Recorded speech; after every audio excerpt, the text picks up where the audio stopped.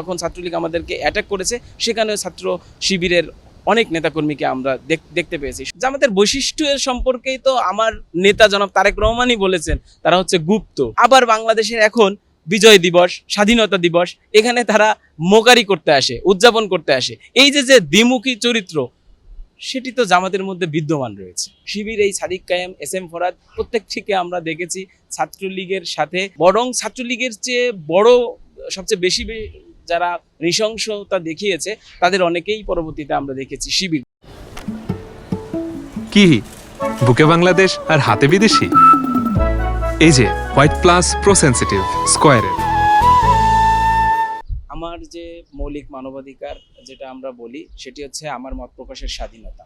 সেটি অবশ্যই স্বাধীনতার মধ্যে আমার যে সমালোচনার চর্চা, সেই অধিকার বাংলাদেশ জাতীয়তাবাদী ছাত্রদল প্রতিষ্ঠার লক্ষ্যেই কিন্তু দীর্ঘদিন আওয়ামী ফ্যাসিবাদের বিরুদ্ধে লড়াই করেছে। তার অংশ হিসেবে আমাদের জনাব দেশনায়ক জনাব তারেক রহমান যাদেরকে গুপ্ত বললে চিহ্নিত করতে চেয়েছেন, সেই শব্দ প্রতীকী অর্থে দেয়াল লিখন করে আমাদের ছাত্রদলের নেতারা তাদের মত প্রকাশ করছিল। কিন্তু সেখানে তারা একদম সশস্ত্রভাবে যেই জামাত শিবির তারা আক্রমণ করেছে। শুধুমাত্র শিবির কিন্তু সেখানে ছিল না, শিবির তো যাদের ছাত্র সংগঠন, শুধুমাত্র শিবির সেখানে ছিল না, সেখানে জামাত শিবির এবং স্থানীয় যত সন্ত্রাসী তারা একসাথে হয়ে তাদের উপরে অতর্কিতভাবে হামলা করেছিল। প্রত্যেকটি প্রান্তে, প্রত্যেকটি সবুজ ক্যাম্পাসের প্রত্যেকটি অঙ্গনে আমরা ফ্যাসিবাদের বিরোধিতা করে গিয়েছি। সুতরাং ফ্যাসিবাদের চরম রূপ আপনারা দেখেছেন, মিডিয়া ব্যক্তি হিসেবে আপনারা দেখেছেন। আমাদের যে গণতান্ত্রিক চর্চার অবস্থান খুবই সংকীর্ণ করা ছিল, সেই জায়গায়ও আমরা আমাদের সর্বোচ্চ সতর্কতার সাথে আমরা সেই সাহস নিয়ে, জীবনের ঝুঁকি নিয়ে আমরা ফ্যাসিবাদের বিরুদ্ধে ক্যাম্পাসগুলোতে আমাদের যে আহ্বান সেটি সোচ্চার রেখেছি। তো সেইখানে যদি আমরা বলতে চাই শিবির কোথায় ছিল, শিবির এই সাদিক কায়েম, এস এম ফরহাদ প্রত্যেকটিকে আমরা দেখেছি ছাত্রলীগের সাথে। ছাত্রলীগের হেন কোনো হিংস্র আচরণ নেই যে যার সাথে এই শিবিররা ছিল না, বরং ছাত্রলীগের চেয়ে বড় সবচেয়ে বেশি যারা নৃশংসতা দেখিয়েছে তাদের অনেকেই পরবর্তীতে আমরা দেখেছি শিবির। যার কারণেই কিন্তু এদের পূর্ববর্তী যে কমিটিগুলো সেটি প্রকাশ করছে না।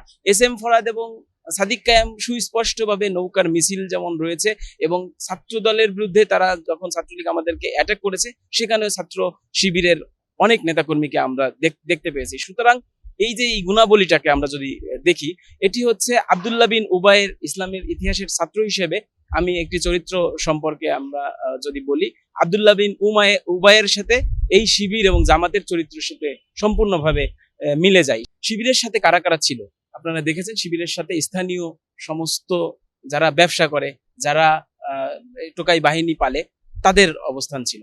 তো শিবিরকে আমরা যেটি বলে দিতে চাই সেটি হচ্ছে বাংলাদেশ আওয়ামী লীগ ছিল হচ্ছে ফ্যাসিবাদ কায়েম করেছিল, যার কারণে তাদের প্রকৃতপক্ষে তারা দুর্বল ছিল। তারা শুধুমাত্র বাংলাদেশ জাতীয়তাবাদী শক্তির দিকেই তাদের নজর রেখেছিল, যার কারণে শিবির কিন্তু তাদের ভিতরে গুপ্ত অবস্থায় থাকতে পেরেছে।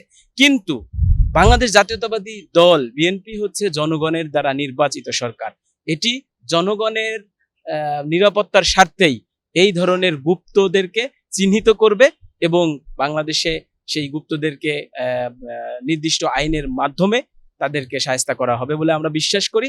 সুতরাং এখানে কোনো অস্ত্রের ঝনঝনানি হওয়ার কোনো সুযোগ নেই। আমরা বাংলাদেশ জাতীয়তাবাদী ছাত্রদল অন্যান্য সকল প্রগতিশীল এবং বাংলাদেশপন্থী ছাত্র সমাজকে নিয়ে আমরা এই ধরনের যারা গুপ্ত রয়েছে তাদেরকে প্রতিহত করার চেষ্টা করব।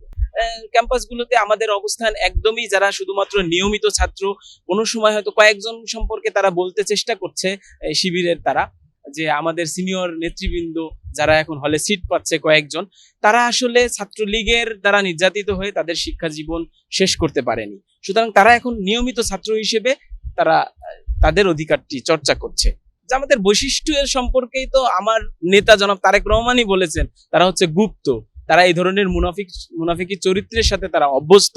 এই আপনি মুনাফিকির চরিত্রের উদাহরণ যদি আপনি দেখেন, বাংলাদেশের সৃষ্টির যারা বিরোধিতা করেছিল, বাংলাদেশের সৃষ্টির সাথে যেই মুক্তিযুদ্ধ জড়িত, সেই যুদ্ধে যারা অপরাধ করেছিল, যুদ্ধাপরাধী হিসেবে এদেশের প্রকৃতির সাথেই যারা একদম নিষিদ্ধ রয়েছে প্রাকৃতিকভাবে, সেই মুনাফিকি শক্তি, সেই রাজাকার শক্তি, সেই জামাত শিবির শক্তি, তারা বাংলাদেশে যখন বিরোধিতা করেছিল, আবার বাংলাদেশের এখন বিজয় দিবস, স্বাধীনতা দিবস, এখানে তারা মোকারি করতে আসে, উদযাপন করতে আসে। এই যে যে দ্বিমুখী চরিত্র, সেটি তো জামাতের মধ্যে বিদ্যমান রয়েছে।